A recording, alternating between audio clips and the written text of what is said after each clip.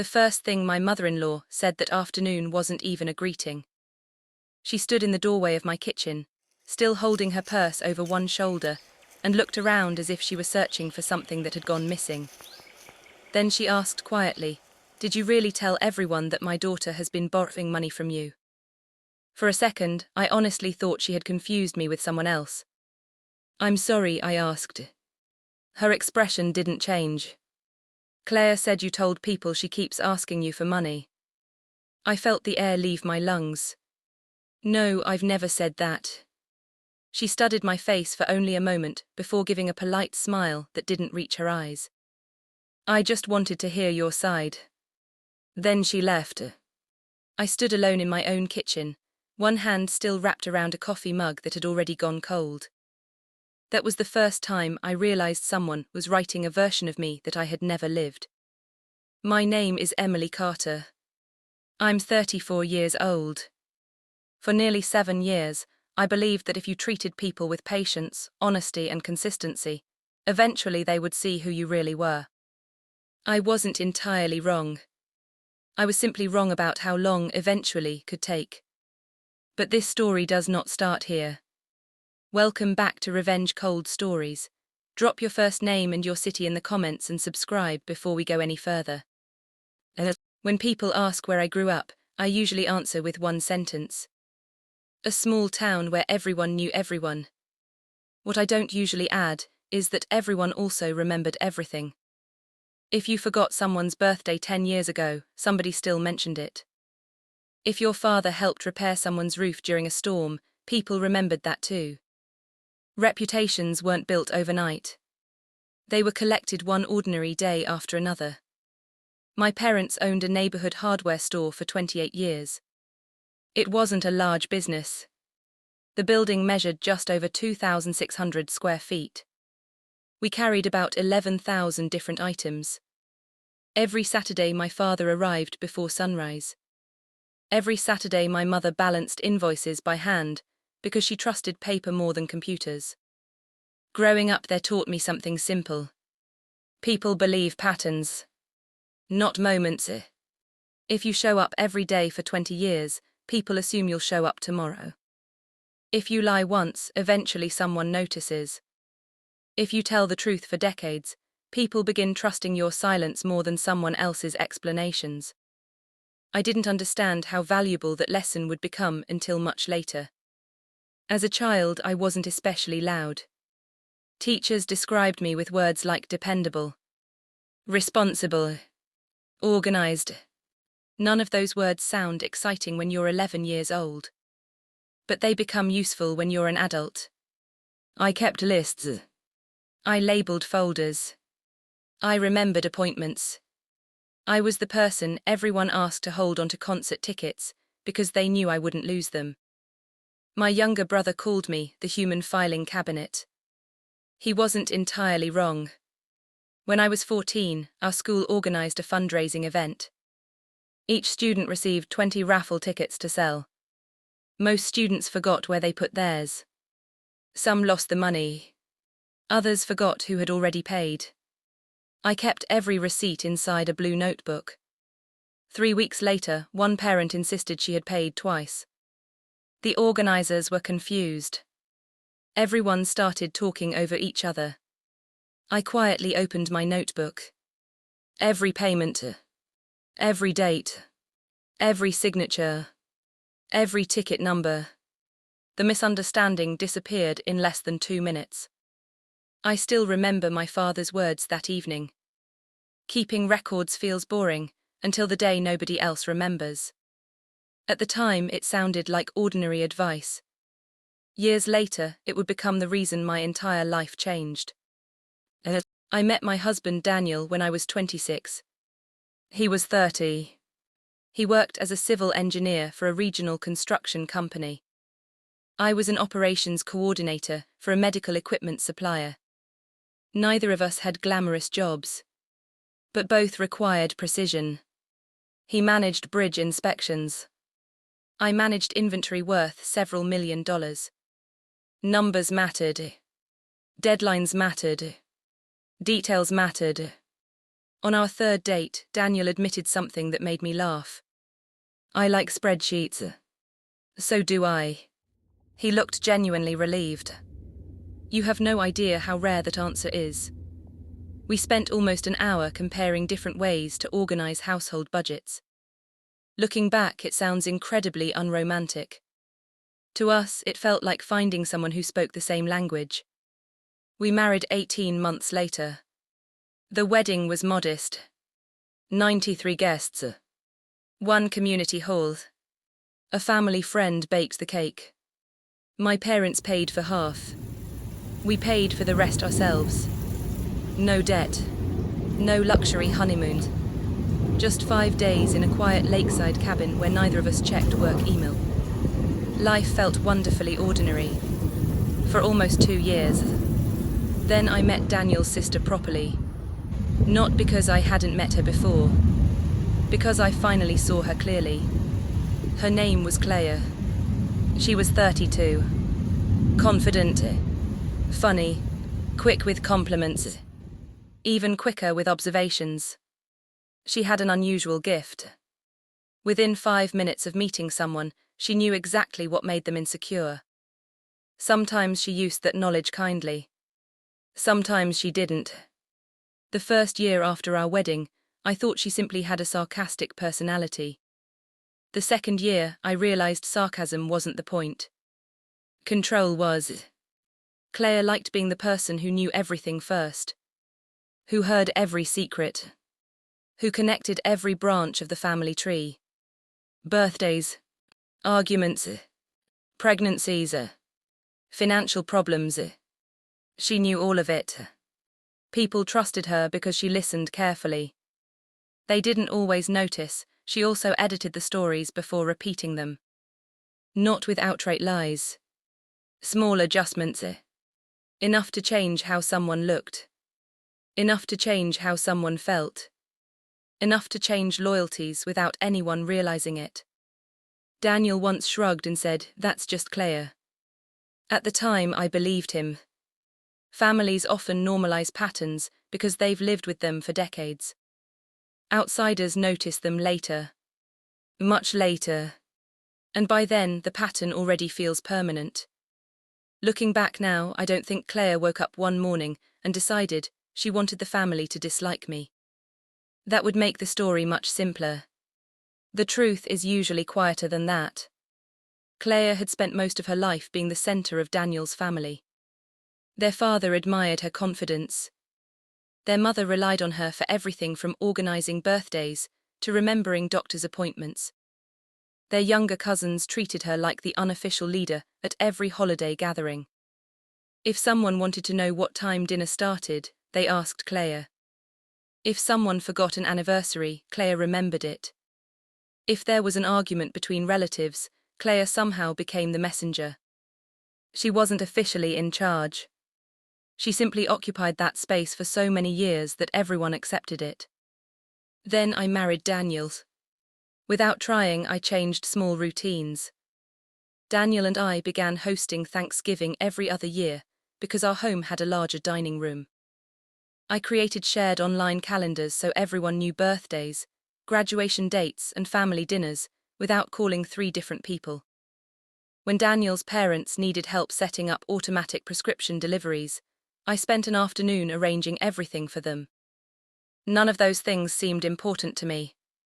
To Claire, they quietly shifted attention away from her. No one said it out loud. No one needed to. Sometimes the biggest changes happen without a single conversation. Our first real disagreement wasn't dramatic. It happened over Christmas decorations. Daniel and I had volunteered to host.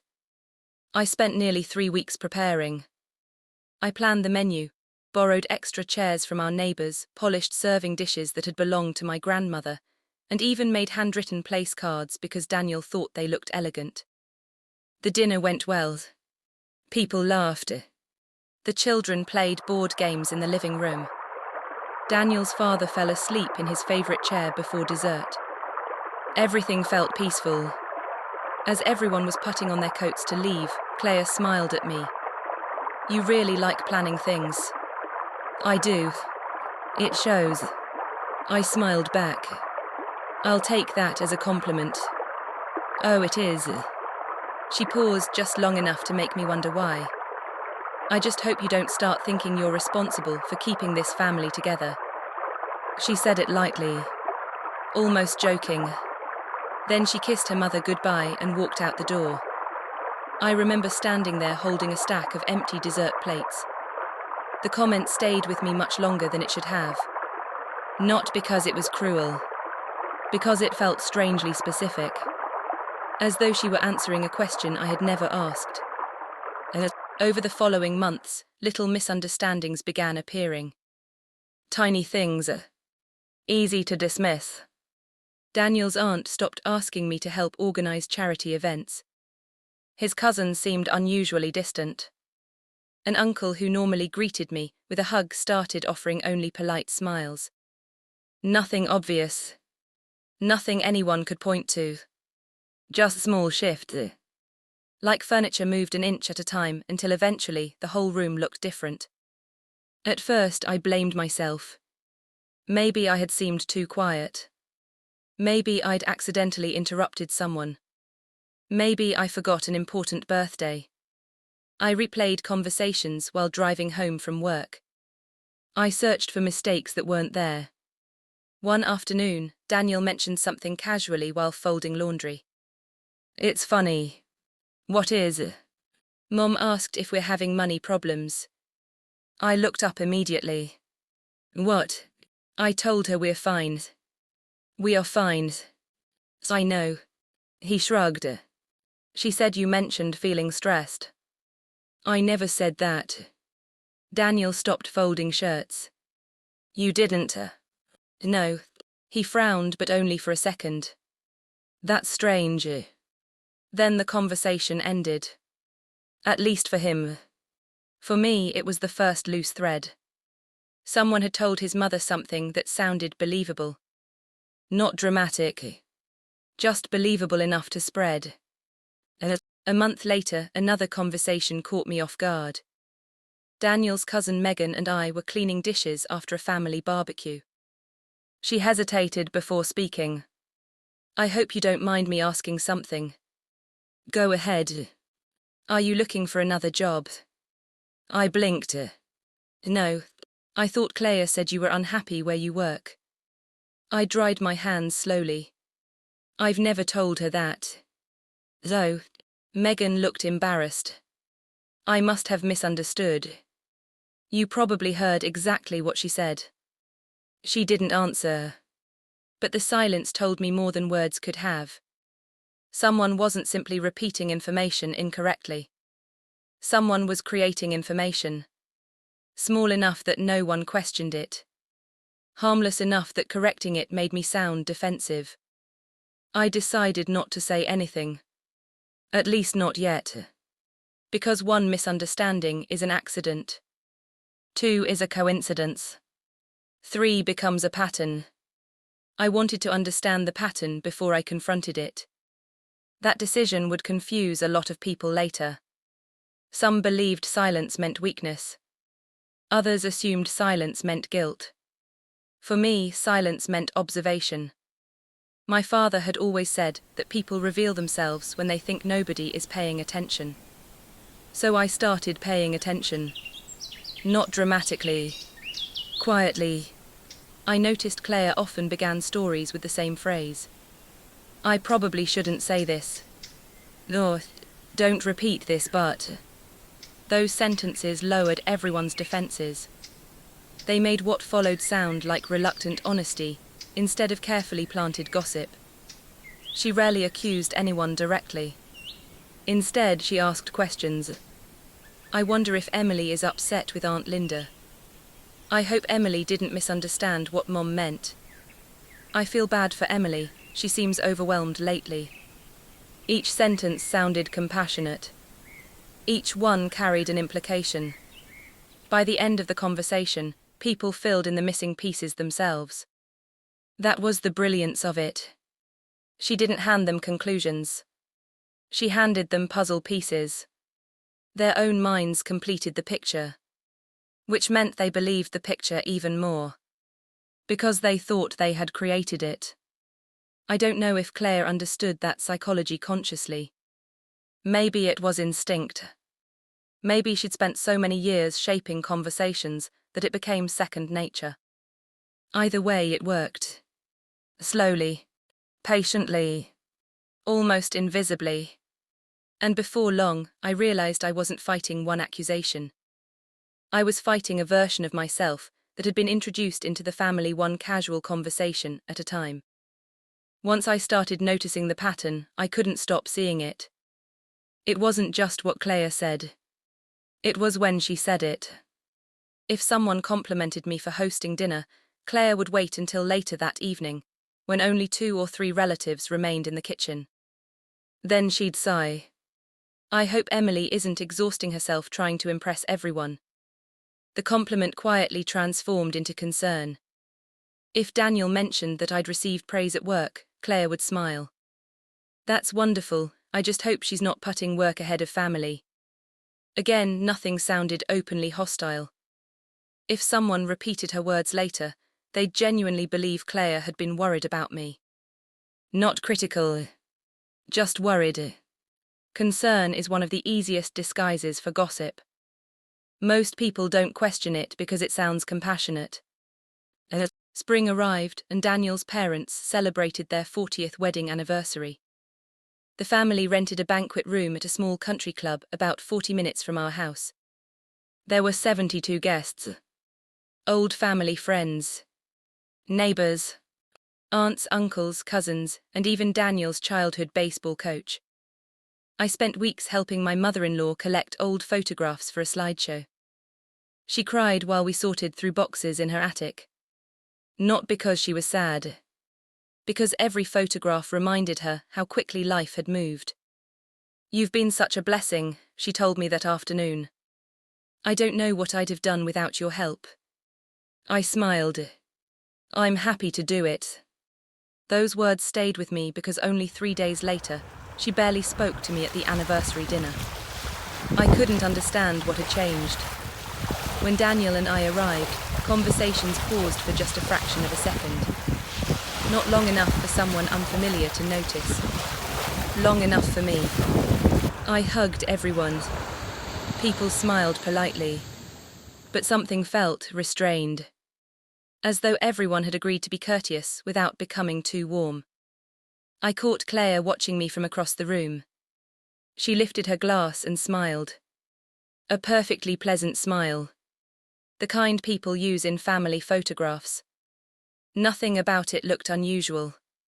Yet it unsettled me. Halfway through dinner, I walked toward the dessert table and overheard part of a conversation. Not intentionally. I had simply rounded the corner. She means well, someone whispered. I know. I just think she likes attention. Another voice answered quietly. Claire said she's been complaining that nobody appreciates everything she does. My feet stopped moving. There were only 3 people standing there. Daniel's aunt, one of his cousins, and Claire. Claire noticed me first. Without missing a beat, she smiled brightly. Emily, we were just saying how beautiful the slideshow turned out. The other 2 women looked uncomfortable. Very uncomfortable. One suddenly became fascinated by the coffee cups. The other adjusted napkins that didn't need adjusting. I smiled. Thank you.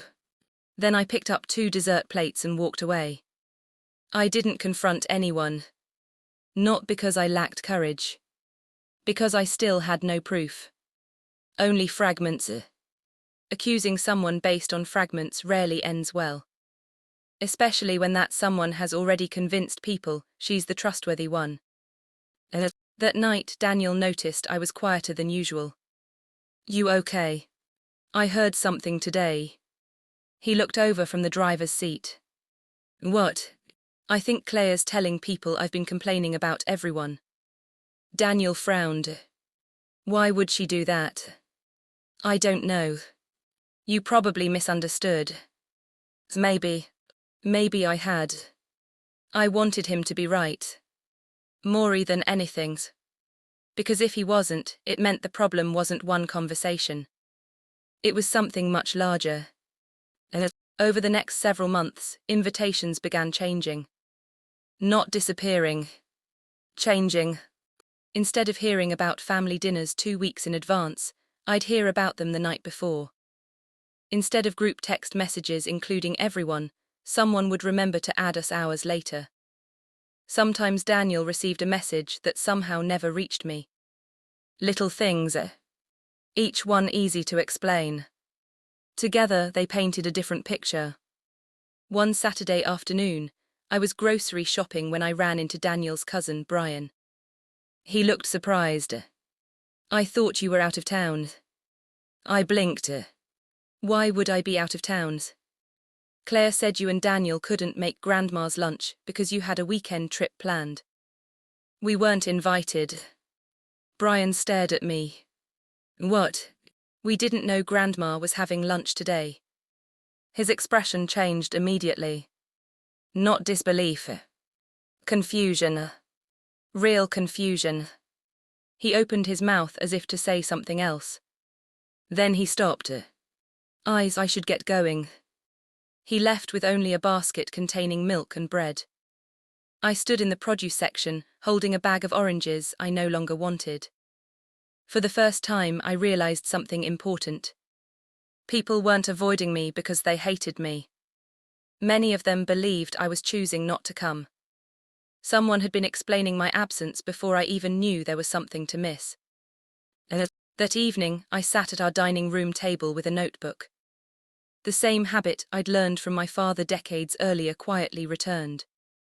Date. Event. Who said what? Who was present? What had actually happened? No dramatic theories. Only facts. March 12. Mother-in-law believed I discussed Claire's finances. False. April 3. Megan believed I wanted to quit my job. False. May 21. Anniversary dinner. Claim that I complained about appreciation. False. June 18. Grandma's lunch. Family believed we declined invitation. We were never invited. I wasn't building a case against Claire. Not yet. I was protecting my own memory. Gaslighting doesn't always happen through direct arguments. Sometimes it happens because enough conflicting stories pile up that you begin questioning yourself. I refused to let that happen. If someone ever asked me what really occurred, I wanted certainty instead of emotion. Facts instead of guesses. Dates instead of feelings. Around that time, Daniel received an unexpected promotion. After nearly 9 years with his company, he became senior project manager. It came with a salary increase, a larger office, and responsibility for projects worth nearly $40 million. We celebrated quietly. Takeout from our favorite Italian restaurant. Chocolate cake from the bakery where we'd ordered our wedding cake. No social media posts. No announcements. Just the two of us sitting in the backyard under the porch lights. "I'm proud of you," I said. He reached across the table and squeezed my hand. "We're doing okay, aren't we?" "What do you mean?" "I means with everything." I knew exactly what he meant. The strange distance. The awkward family dinners. The constant misunderstanding. From that birthday dinner forward, I stopped trying to measure the damage by counting awkward conversations. Instead, I began measuring it by what had quietly disappeared. Phone calls became less frequent. Family recipes that Daniel's mother used to text me every Sunday somehow stopped arriving. When one of Daniel's cousins had her baby, I found out through a photograph posted 2 days later instead of through the family group chat. No one announced that I was being excluded. No one had to.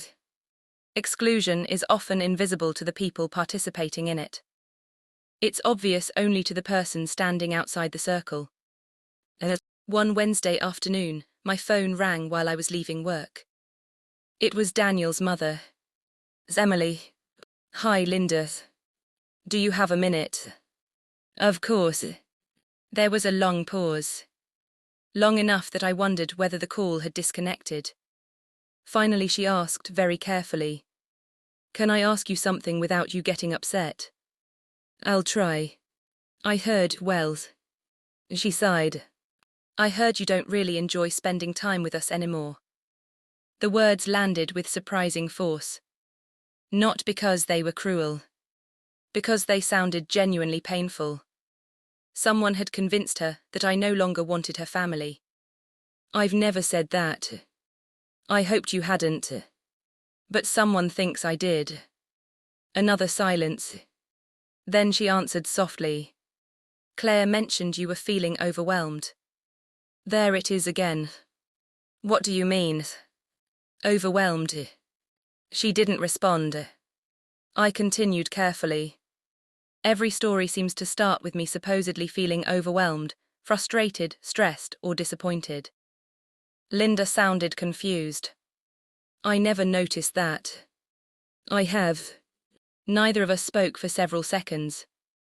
"I don't want this family to become divided," she finally whispered. "Neither do I. And Claire loves all of us." I know. Those 3 words were true. I believed Claire genuinely loved her family. That was what made everything so complicated.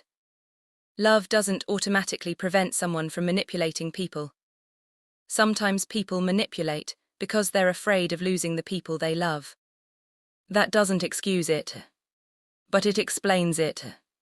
That evening I told Daniel about the phone call. He rubbed his forehead.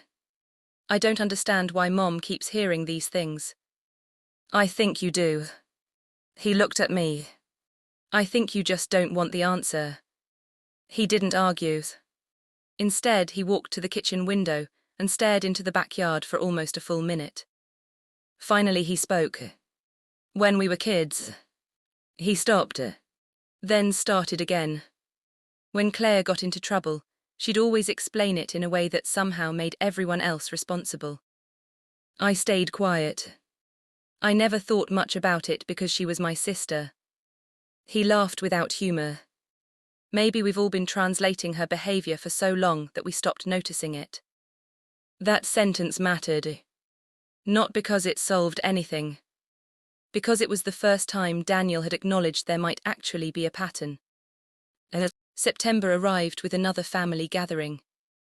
This one was a memorial luncheon for Daniel's great uncle. It wasn't a happy occasion. Everyone was understandably emotional. Those are often the moments when families become gentler with one another.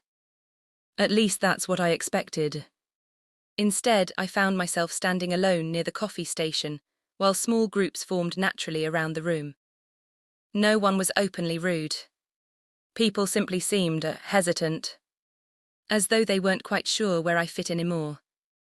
Daniel spent much of the afternoon helping his father greet relatives who had traveled from out of state. I didn't want to interrupt him, so I stayed quietly in the background. While I was pouring coffee, Daniel's cousin Rachel walked over. She looked nervous. "I've been meaning to ask you something."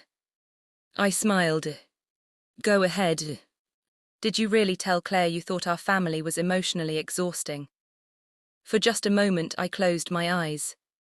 Not dramatically. Just long enough to keep my frustration from showing. "No." Rachel looked relieved. "I didn't think that sounded like you." "What exactly were you told?" She hesitated. "I probably shouldn't repeat it." I almost smiled. That phrase again. The same doorway every rumor seemed to walk through. "It's okay." "No." She looked around before lowering her voice.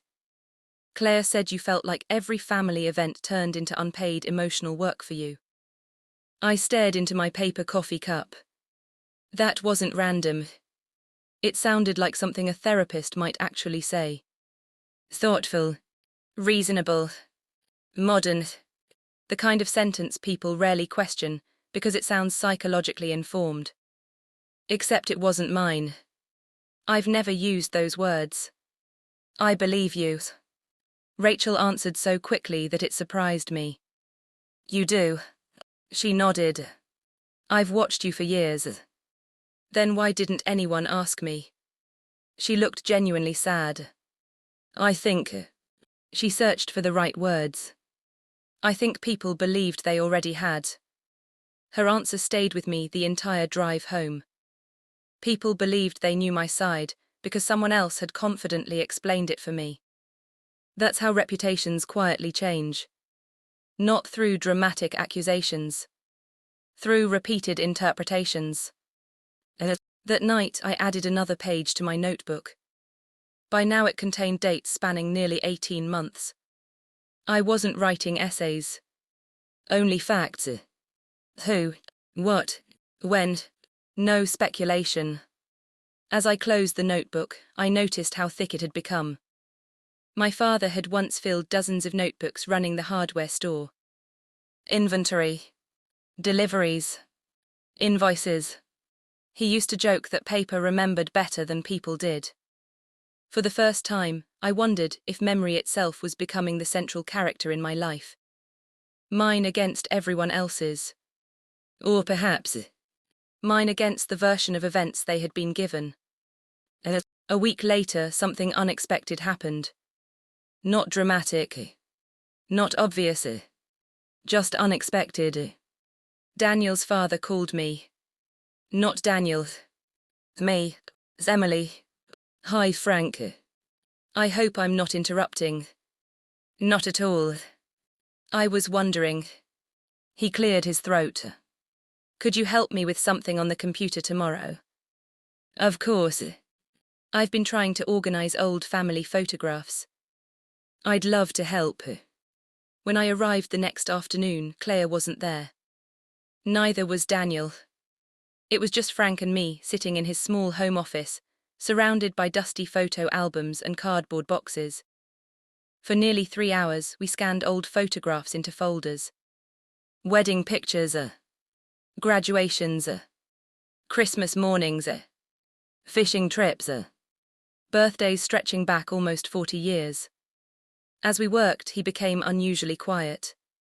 Finally, he spoke without looking up. You know. Yes. You've never actually complained to me. I froze. What? I've heard plenty of stories. He clicked another photograph into the scanner. But every conversation I've personally had with you has been peaceful. I waited. I've been thinking about that. So have I. He looked at me for the first time all afternoon. I don't know what's happening. I don't either. That wasn't completely true anymore. By then I had a fairly clear picture. What I didn't have was proof that anyone else would accept. Frank nodded slowly. I just wanted you to know. He smiled faintly. I've started paying closer attention. Those 6 words gave me more hope than anything I'd heard in months.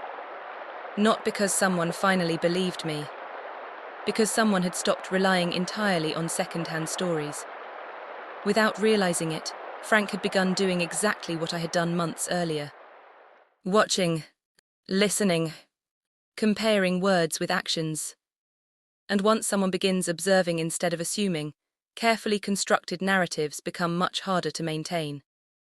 Over the next few weeks, I noticed something I hadn't seen before. The stories didn't stop. But they became less efficient. Not because Claire changed.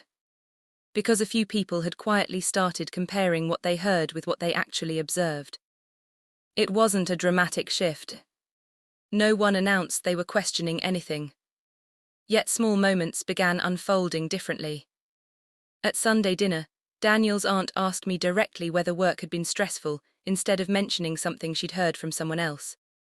When I answered honestly, she simply nodded. No awkward silence. No puzzled expression. Just a normal conversation. It lasted less than 3 minutes. But afterward I realized something important. Direct conversations leave very little room for someone else to rewrite them. One Saturday morning, Daniel and I helped his parents clean out the attic. They had lived in the same house for 36 years. Every cardboard box seemed to contain another chapter of the family's history. Old report cards, cassette tapes, vacation brochures, birthday cards with faded handwriting. Frank climbed carefully down the attic ladder, carrying a dusty plastic storage bin. I forgot this even existed. Linda laughed. If it's more Christmas decorations, they're staying up there. It isn't. He placed the container on the dining room table. Inside were dozens of old camcorders, external hard drives, memory cards, and stacks of DVDs labeled with years. Claire walked in just as Frank opened the lid. So, she smiled. The family archives. I think half of these still work, Frank said proudly. We should organize everything. Claire's smile flickered for just a fraction of a second. That's a lot of work. Emily's good at organizing. Frank looked toward me. If you don't mind. I'd be happy to. Claire answered before I could. She already has enough on her plate. I asked Emily. Frank's tone remained calm. I know. Claire smiled immediately. I was only trying to help. No one commented. The conversation moved on. Yet I couldn't ignore the tiny exchange. For the first time I had seen Frank gently interrupt her instead of automatically following her lead. It lasted perhaps 15 seconds. Still, it felt significant. Over the following month, every Wednesday evening after work, I drove to Daniel's parents' house. Frank and I created digital folders. 1998. 1999. 2000. Birthdays. Vacations. Graduations. Family reunions. It was slow, repetitive work. Oddly comforting. Sometimes Linda joined us for coffee. Sometimes Daniel stopped me after work. Claire barely came. When she did, she never stayed long. I don't know how you two enjoy this. Frank would laugh. We're preserving history. She'd shrug. I prefer making new memories. There was nothing wrong with that answer. Still, she always seemed eager to leave before we opened another box. I assumed she simply found the project boring. Later, I realized there had been another reason. One evening, Frank handed me a small notebook. I think this belonged to your mother-in-law. Inside were handwritten notes, identifying hundreds of old photographs. Who was standing where? Which birthday? Which anniversary? Dates? Names? Locations? Linda smiled when she saw me reading it. I used to write everything down. I laughed softly. So did my father. Really? He always said memories fade. Frank grinned. Smart man. The comment made me smile. I had heard almost those exact words growing up. For some reason they comforted me. Maybe because facts have a quiet kind of patience. They don't rush. They simply wait until someone needs them. Around the same time, Daniel's cousin Brian invited everyone to a fall picnic at a local park. It wasn't a formal event. Just sandwiches, lawn games, and children running through piles of leaves. About 30 relatives came. I almost declined. Not because I was angry. Because I was tired. Tired of wondering which version of myself had arrived before I did. Daniel squeezed my hand that morning. If you don't want to go, we don't have to. I looked at him. If we stop showing up, they win. I shook my head. No, we lose the chance to be ourselves. So we went. For the first hour, everything felt surprisingly easy. Frank asked me about the photo project. Linda wanted the recipe for the soup I'd brought. Rachel told me funny stories about her new puppy. The conversations were natural, comfortable, normal. Then Claire arrived. She was almost 40 minutes late. Within 10 minutes, she somehow stood at the center of 3 separate conversations. That had always been one of her gifts. She understood social gravity. People drifted toward her without realizing it. As I carried empty plates toward the trash bins, I overheard part of another discussion. Emily probably didn't mean it that way. Someone answered. Claire said she apologized. I stopped walking. Apologized. For what? A few minutes later, Rachel found me near the picnic tables. You okay? I heard something strange. What? I think people believe I apologized. Rachel frowned. For what? I have no idea. Her expression changed. Wait here. Before I could answer, she walked away. 5 minutes later, she returned looking unsettled. I asked. And it was about your anniversary dinner. What about it? Apparently people think you called Claire afterward to apologize for being rude. I stared at her. I never made that phone call. I know. You know. Rachel nodded slowly. Because Claire couldn't remember when it supposedly happened. That detail lingered in my mind. For the first time, one of her stories hadn't fit together perfectly. Not because someone accused her. Because someone had asked one extra question. Just one. Truth usually survives additional questions. Fabricated stories often become blurry around the edges. Driving home, Daniel was unusually thoughtful. I talked to Brian today. What about? He asked why you apologized to Claire. I looked out the passenger window. So it's spreading. I told him I'd never heard about any apology. And he looked confused. Daniel tightened his grip on the steering wheel. He said Claire mentioned it months ago. Neither of us spoke for several miles. Finally, he broke the silence. Emily. Yes. If Claire really believes these conversations happened. I finished the sentence for him. Then she isn't lying. He nodded. I considered that carefully. It was a fair question. One I'd asked myself many times. I've thought about that. And I don't think she's inventing memories. What do you mean? I think she's rehearsed the stories so many times that they feel real to her. Daniel was quiet. I've seen that happen before. So have I. The difference between intentional deception and repeated self-justification can become surprisingly small over time.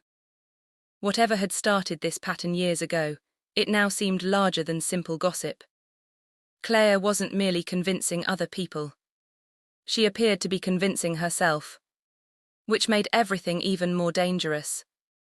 Because people who believe their own version of events rarely think they're doing anything wrong. The photo project continued.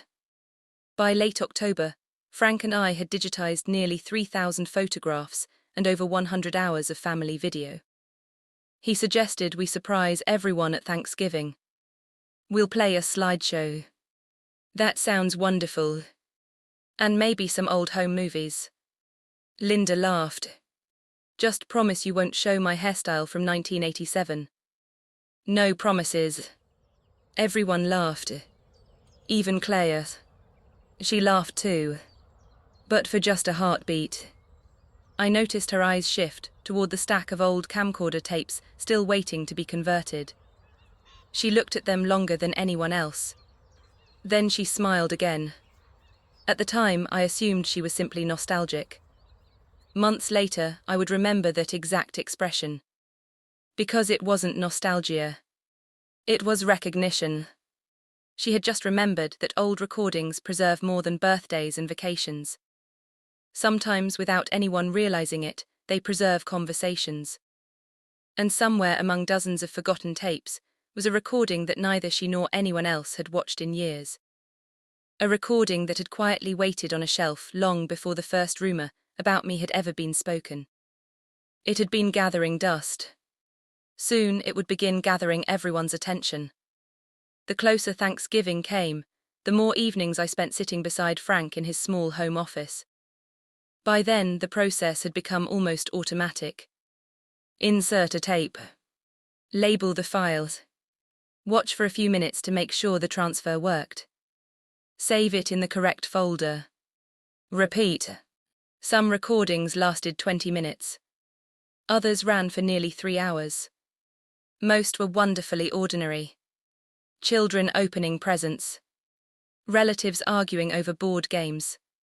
Someone accidentally burning hamburgers during a 4th of July picnic. People laughing so hard the camera shook. Frank watched many of them with the same quiet smile. I forgot your grandmother used to sing while she cooked. Lord, I haven't heard my brothers laugh in 15 years. The project became less about organizing media and more about preserving voices. The kind that disappear before anyone realizes they're fadding. One Wednesday evening, we came across a tape labeled only. Summer Reunion Cabin. No year. No names. Just those 3 words. Frank frowned. I wonder which reunion this was. He pressed play. The image flickered before settling into focus. Children were running across a lakeside dock. Someone behind the camera laughed. Daniel appeared on screen looking no older than 23. Claire walked past carrying a tray of lemonade. Everyone looked younger, healthier, less hurried. Frank smiled. This must have been before you joined the family. It looks that way. We let the recording continue while another tape transferred beside it. There was nothing unusual about it. Just ordinary family moments. At least for the first 40 minutes. Then the person holding the camera apparently forgot to turn it off. The screen tilted toward the ground. The picture became crooked. Instead of filming people intentionally, it pointed toward a wooden porch railing. Mostly empty. The voices, however, remained perfectly clear. Frank reached toward the stop button. Probably nothing here. Something made me hesitate. Let's listen another minute. He shrugged. All right. Voices drifted in from somewhere just beyond the porch. At first they were difficult to recognize. Then one became unmistakable. Claire. She sounded younger. Lighter. She was laughing. Another woman laughed with her. I thought it was one of her college friends who used to attend family vacations. Their conversation seemed completely ordinary. Until one sentence changed everything. I told Mom Daniel skipped dinner because he was mad. The other woman laughed. But he wasn't. I know. Claire laughed too. He was fishing. Another burst of laughter. The second woman asked. So what happened? So, Claire sounded amused. Mom spent 2 hours worrying about him. Didn't you feel bad? A pause. Then Claire answered with a tone that made my stomach tighten. Not really. Why? Because when people believe little stories. She laughed again. They stop questioning bigger ones. Frank's hand froze halfway toward the keyboard. Neither of us spoke. The tape continued. The women changed subjects. Vacation plans. Someone's new apartment. Nothing else seemed important. But the room had already become completely silent. Frank slowly replayed the last 30 seconds. Again. The words were unmistakable. Not distorted. Then,